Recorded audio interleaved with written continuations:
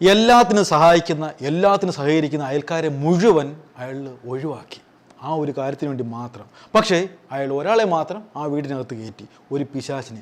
അവൻ കാണിച്ച ഒരു കൊലച്ചതിയുടെ കഥയാണ് ഇന്ന് പറയാൻ പോകുന്നത്. വിജയകുമാറിനെയും ഭാര്യ മീരയെയും ആരോ വീടിനുള്ളിൽ കൊന്നിട്ടിരിക്കുകയാണ്. ഒരു മൃഗീയമായിട്ടുള്ള കൊലപാതകമാണ്. കാരണം അത്രത്തോളം വൈരാഗ്യമാണ് ആ രണ്ട് മൃതദേഹത്തോടും ആരോ കാണിച്ചിരിക്കുന്നത്. തലയൊക്കെ വെട്ടിപ്പൊളിച്ച് ശരീരമാകെ രണ്ടുപേരുടെ ശരീരമൊക്കെ നഗ്നമായിട്ടുള്ള രീതിയിലാണ് കാണപ്പെട്ടിരിക്കുന്നത്. പക്ഷെ ഒറ്റ നോട്ടത്തിൽ അറിയാം, ഒരു പ്രതികാരമാണ് ആ രണ്ട് ബോഡിയിലും നടത്തിയിരിക്കുന്നത്. അത്ര മൃഗീയമായിട്ടാണ് ചെയ്തിരിക്കുന്നത്.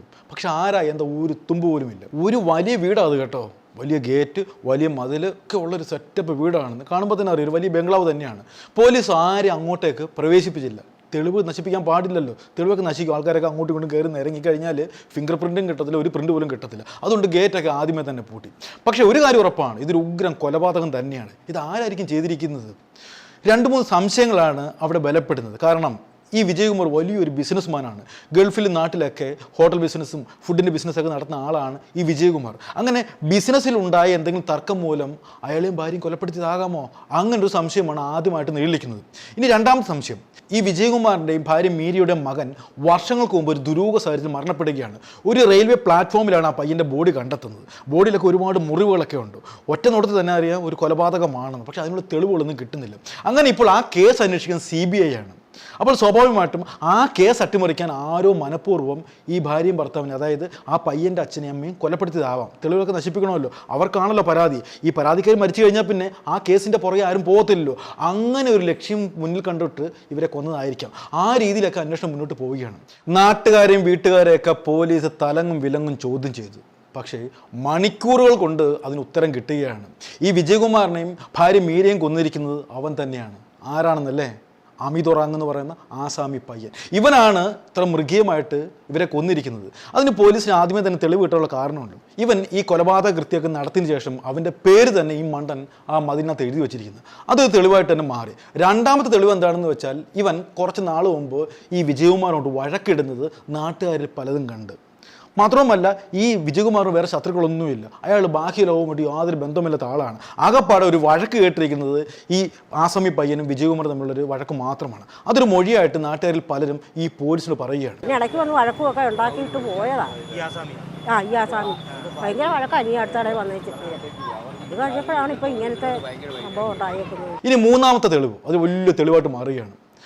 ഈ വിജയകുമാറിനെയും മീരയും കൊല്ലാൻ ഉപയോഗിച്ച കോടാലി ഉണ്ട്. തലയൊക്കെ വെട്ടാൻ വേണ്ടി ഉപയോഗിച്ച കോടാലി ഉണ്ടല്ലോ, അത് കൃത്യമായിട്ട് ഇവൻ്റെ ഫിംഗർ പ്രിൻ്റ് ഉണ്ട്. നേരത്തെ തന്നെ വർഷങ്ങൾക്ക് മുമ്പ് തന്നെ ഇവൻ്റെ ഫിംഗർ പ്രിൻ്റ് പോലീസ് ശേഖരിച്ചിരുന്നു. അത് എന്തിനാണെന്ന് ഞാൻ വഴിയെ പറയാം.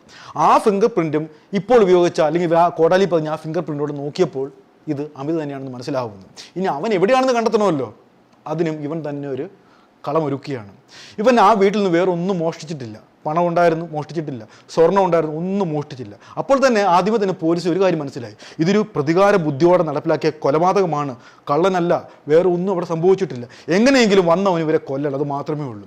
അവൻ കൊണ്ടുപോയിരിക്കുന്നത് ഈ വിജയകുമാറിൻ്റെ 3 മൊബൈൽ ഫോൺ മാത്രമാണ്. ആ മൊബൈലും കൊണ്ട് എന്തിനു വേണ്ടി പോയിരിക്കുന്നു? അതാണ് പിന്നീടുള്ള ചോദ്യം.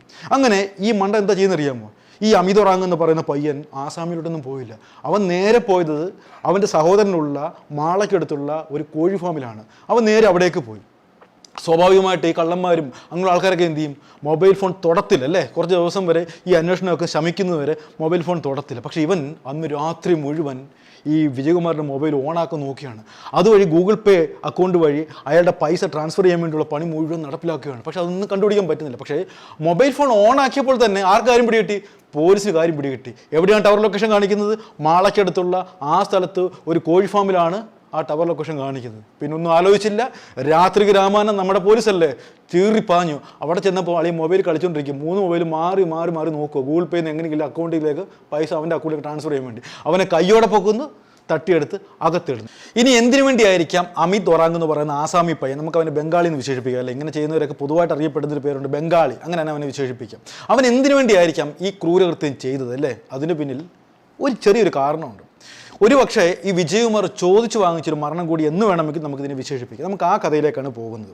ഞാൻ ആദ്യം പറഞ്ഞല്ലോ, ഇവർ ആരുമായിട്ടും വലിയ സഹകരണമൊന്നുമില്ല. ഈ മതിൽക്കെട്ടിനുള്ളിലാണ് അവരുടെ ജീവിതം. 2 പട്ടികളുണ്ട്, ഈ വലിയ വീടുണ്ട്, അവരുടെ ബിസിനസ്സുണ്ട്, കാര്യങ്ങളൊക്കെ ഉണ്ട്. അങ്ങനെ മുന്നോട്ട് പോവുകയാണ്. ഒരു വേലക്കാരിയൊക്കെ ഉണ്ട് കേട്ടോ, പക്ഷേ പുറമേട്ടുള്ള ആൾക്കാരുടെ യാതൊരു ബന്ധവുമില്ല. ചോദിച്ചാൽ മാത്രമേ എന്തെങ്കിലും പറയാം. അങ്ങനെയൊന്നും അല്ലല്ലോ നാട്ടിൻപുറത്ത്. എന്തെങ്കിലും ആ ചേട്ടാ എന്തൊരു സുഖമാണ് ഇപ്പോൾ വന്ന് എന്നൊക്കെയാണല്ലോ നാട്ടിൻപുറത്ത് ചോദിക്കുന്നത്, അല്ലെങ്കിൽ എവിടെയും ചോദിക്കുന്നത്. പക്ഷേ അങ്ങനെ ഒരു ബന്ധമൊന്നും ഈ ഭാര്യയും ഭർത്താവും വെച്ച് പുലർത്തിയതേയില്ല. ഒരു വേലക്കാരിയുണ്ട്, 2-3 പട്ടിയുണ്ട്, അതാണ് അവരുടെ ജീവിതം. ഇപ്പം നമ്മൾ ഏത് പേപ്പറോ എന്ത് കൊണ്ടുവന്നാലും അത് അവിടെ വച്ചേക്കണം, അകത്തോട്ട് കയറാൻ സമ്മതിക്കത്തില്ല. ഇപ്പോൾ ഒരു പിരിവ് എന്തെങ്കിലും സംഭാവനയ്ക്ക് വന്നാലും അവർ വേലക്കാരിയുടെ കൊടുത്തു കൊടുക്കും, അവർ കൊണ്ടുപോയി കൊടുക്കും, അല്ലാതെ പുള്ളി നേരിട്ട് വരത്തില്ല. വെറുതെ പുറത്തവരുമായിട്ട് അങ്ങനെ ആദ്യമായിട്ടും വലിയ ടച്ചൊന്നുമില്ല. പിന്നെ എന്തെങ്കിലും അത്യാവശ്യ കാര്യമുണ്ട് എന്നോട് മാത്രം പുള്ളി കൊണ്ടുപോകാൻ പറയുകയും ചെയ്യില്ലാതെ ഇങ്ങനെ കാണുമ്പോൾ അവർ ഏറ്റവും തുറക്കത്തൊന്നുമില്ല, മിണ്ടത്തുമില്ല, ഒന്നുമില്ല. അങ്ങനെ സാധാരണമൊന്നുമില്ല, ആരുമായിട്ടും ഇല്ല. ഗൾഫിലായിരുന്നു ഈ വിജയകുമാറിൻ്റെ ബിസിനസ് ജീവിതമൊക്കെ എന്ന് പറയുന്നത്. അവിടെ ഫുഡ് ഡെലിവറിയും കുറച്ച് ഹോട്ടൽ ബിസിനസ്സൊക്കെ ആയിട്ട് ഗൾഫിലായിരുന്നു. ഗൾഫ് ജീവിതമെല്ലാം മതിയാക്കി ഇപ്പോൾ നാട്ടിലെത്തിയിരിക്കുവാണ്. നാട്ടിലെത്തിയിട്ട് പോലും അയൽവാസികൾക്ക് പോലും അറിയത്തില്ല ഇയാളുടെ ഭാര്യ ഡോക്ടറാണ്, ഇയാൾക്ക് ബിസിനസ്സാണ് എന്നുള്ള കാര്യം പോലും പലർക്കും അറിയത്തില്ല. അങ്ങനെ ഇരിക്കുമ്പോഴാണ് ഒരു പയ്യൻ 10-22 വയസ്സുള്ള വെളുത്ത് മെലിഞ്ഞ് ഒരു പയ്യൻ ആ വീട്ടിലേക്ക് ജോലി തേടി എത്തുന്നത്. അപ്പോഴത്തേക്ക് ഇന്ദ്രപ്രസ്ഥ എന്ന് പറയുന്ന ഒരു ആഡിറ്റോറിയമൊക്കെ അയാൾ വാങ്ങിച്ചു. ആ ആഡിറ്റോറിയത്തിൽ തൂക്കവും വാരുമൊക്കെ ചെയ്യണമല്ലോ, ഒരാൾ വേണമല്ലോ, ബംഗാളി വേണമല്ലോ. ഇപ്പോൾ നമ്മുടെ മലയാളി ഉപയോഗിക്കുന്ന വാക്ക് ബംഗാളി വേണമല്ലോ. അങ്ങനെ ആ ബംഗാളി ലാൻഡ് ചെയ്യുകയാണ്. നമ്മുടെ മുതലാളിക്ക് വിജയകുമാറിന് ബംഗാളി ഭയങ്കര ഇഷ്ടമായി. കൊച്ചു പയ്യനല്ലേ. ഒന്നാമത്തെ കാര്യം, ഇയാളുടെ മകൻ മരിച്ചു, ആ ഒരു വിഷമത്തിൽ നിൽക്കുവാണ്. ഇവനെ കണ്ടപ്പോൾ ഒരുപക്ഷെ ആ മകൻ്റെ ആ ഒരു സ്നേഹം ഇയാളോട് തോന്നിക്കാണ്, ഈ പയ്യനോട് തോന്നിക്കാണ്. അങ്ങനെ തൻ്റെ മകൻ്റെ സ്നേഹം മുഴുവൻ ഈ ബംഗാളിയെ കൊടുക്കുകയാണ്. വീട്ടിൽ എല്ലാ സ്വാതന്ത്ര്യവും കൊടുക്കുകയാണ്. തൂപ്പും തുടപ്പും മാത്രമല്ല, വീട്ടിലെ ഒരു അംഗത്തെ പോലെയായി ഈ അമിതോറാങ് എന്ന് പറയുന്ന ബംഗാളി പയ്യൻ എല്ലാ കാര്യവും ഇവനാണ് ചെയ്യുന്നത്. ഇവൻ കുറച്ച് കഴിഞ്ഞ് ഒരു പെണ്ണിനെയും കൊണ്ട് ഈ വീട്ടിലേക്ക് വരികയാണ്. ഇവൻ്റെ കാമുകിയാണെന്നാണ് പറയുന്നത്. പിന്നീട് ഭാര്യയായിട്ടൊക്കെ മാറുന്നുണ്ട്. അങ്ങനെ ഈ വീട്ടിൽ താമസിക്കുമ്പോൾ പക്ഷേ ഈ വിജയകുമാറിൻ്റെ സ്വഭാവം ഉണ്ട് കേട്ടോ.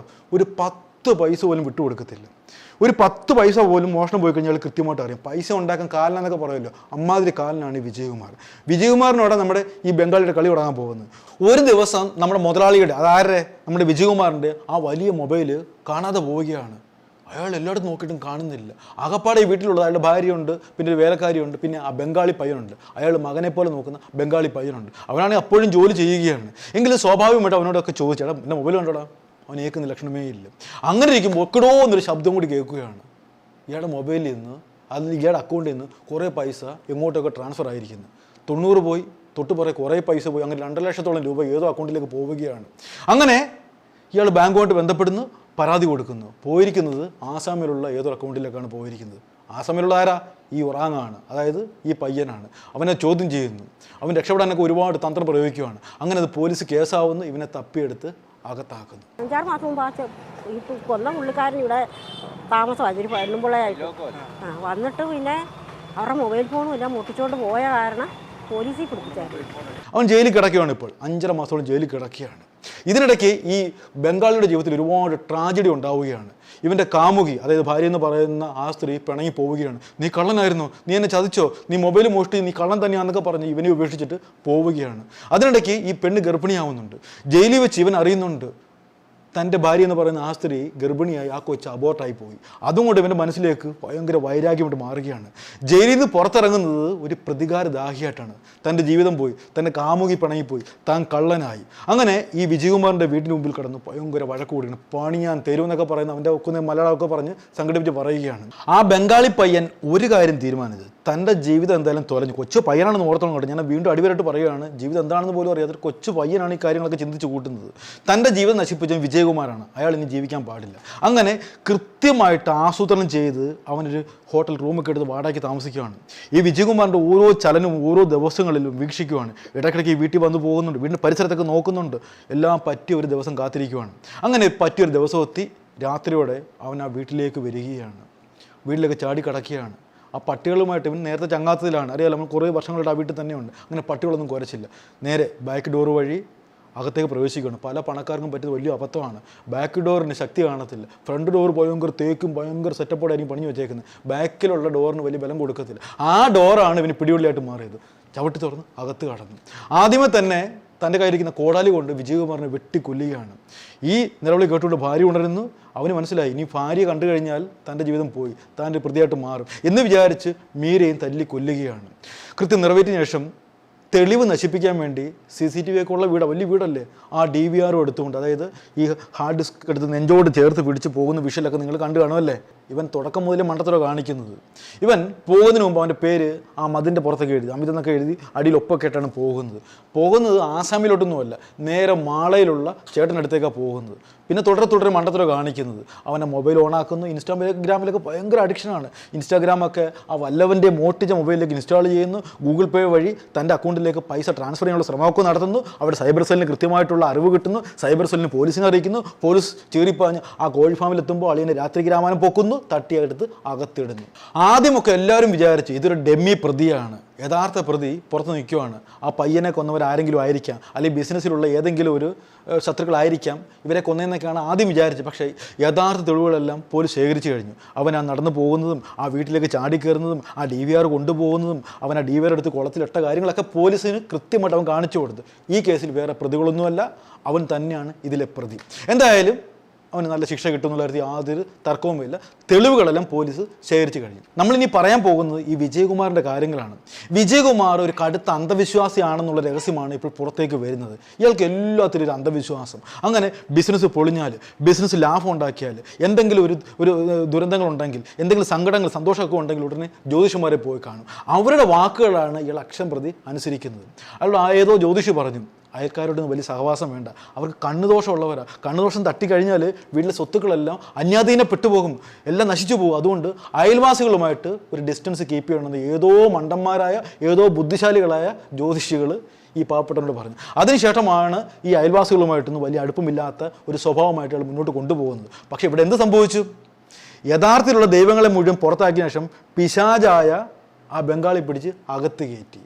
അവൻ നല്ലതുപോലെ പണി കൊടുത്തു. അവൻ ആ സാഹചര്യങ്ങളെല്ലാം മനസ്സിലാക്കി, ആ വീട്ടിൽ എന്തൊക്കെയുണ്ട്, വിജയകുമാർ എങ്ങനെ പ്രവർത്തിക്കും, ആ വീട്ടിലെ സാഹചര്യങ്ങളൊക്കെ മനസ്സിലാക്കി കിട്ടിയ ഒരു ദിവസം നോക്കി വിജയകുമാറിനും ഭാര്യയും കാലപുരിക്ക് അയച്ചു. ശരിക്കും പറഞ്ഞാൽ ഇവന്മാരെയൊക്കെ മനുഷ്യന്മാരുടെ കൂട്ടത്തിൽ കൂട്ടാൻ പറ്റുമോ? മൃഗമാണോ? അങ്ങനെയും പറയാൻ ഒക്കത്തില്ല. പൈശാചിക ജന്മങ്ങളല്ലേ ബംഗാളികളൊക്കെ. അങ്ങനെയാണ്. ഒരുപക്ഷെ നിങ്ങളുടെ മനസ്സിൽ വരും, അപ്പോൾ ചെന്താമര ചെയ്തതോ, അഫ്വാൻ ചെയ്തതോ? ഉണ്ടെന്നേ. 100-ൽ ചിലപ്പോൾ മലയാളികൾ 1-2 ക്രൈം ചെയ്യും. അതും ചിലപ്പോൾ ചിന്തിക്കുന്നതിനപ്പുറം ആയിരിക്കും. പക്ഷേ ബംഗാളികൾ ചെയ്യുന്നതിന് ഒരു പൊതുവായിട്ടുള്ള ഒരു രീതിയുണ്ട്. മൃഗീയമായിട്ടാണ് അവർ കൊല്ലുന്നത്. യാതൊരു മാനസികത അവരുടെ മനസ്സിൽ കാണത്തില്ല. അവർക്ക് എങ്ങനെയെങ്കിലും അവരുടെ കൃത്യം നടപ്പിലാക്കുക, കാര്യം നടത്തിയതിനു ശേഷം രക്ഷപ്പെടുക. അത് മാത്രമായിരിക്കും ഇത്തരത്തിലുള്ള ആളുകളുടെ മനസ്സിലേക്ക് വരുന്നത്. അതുകൊണ്ട് ആരെ പുരയ്ക്കകത്ത് കയറ്റണം, ആരെ പുരയ്ക്കകത്തുനിന്ന് പുറത്താക്കണം, ഇതൊക്കെ നോക്കിയും കണ്ടും വേണം ചെയ്യാൻ എന്ന് മാത്രം ഓർമ്മിപ്പിച്ചുകൊണ്ട് ഈ പാവങ്ങളുടെ ദുരന്ത ജീവിതം ഒരു ജീവിതത്തിൽ ഉണ്ടാവരുതെന്ന് മാത്രം പറഞ്ഞുകൊണ്ട് ഇന്നത്തെ എപ്പിസോഡ് അവസാനിപ്പിക്കുന്നു. നന്ദി, നമസ്കാരം.